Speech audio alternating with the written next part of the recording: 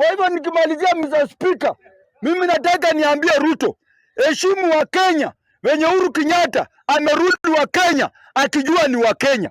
Wacha kurudi wa Kenya ni kama venye ulisema ukiwa ng'ambo fulani ati wa Kenya ni manyani. Kweli tumejua sisi ni manyani na tubomolea manyumba. Tunataka tukae kwa miti. Mr. Speaker, nikimalizia na hii mambo ya Mount Kenya. Nyinyi watu wa Mount Kenya bado mjalia. Na bado Ruto hajamalizana na nyinyi. Uhuru aliwaambia mkafikiria mnampandisha kupigia Ruto kura. Mkasema ya kwamba mzee kitandawili achukue Uhuru Kenyatta mlevi waende walali. Sasa Raila amepumzika kwake, Uhuru ako Germany na bibi yake anakulana huko mzuri sana.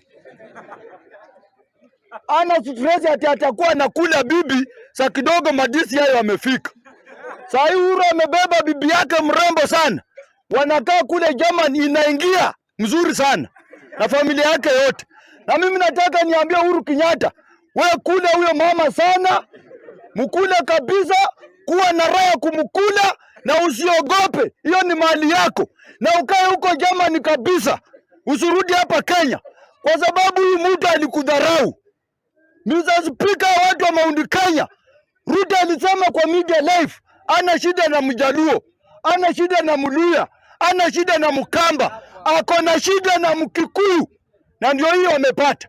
Kutaneni na hiyo chuma na iwakule kabisa. Mlidharau kiongozi wenu ambaye anaitwa Uhuru Kenyatta. Sisi hatuwezi mtetea kwa hii bunge. Kila mtu ajipange.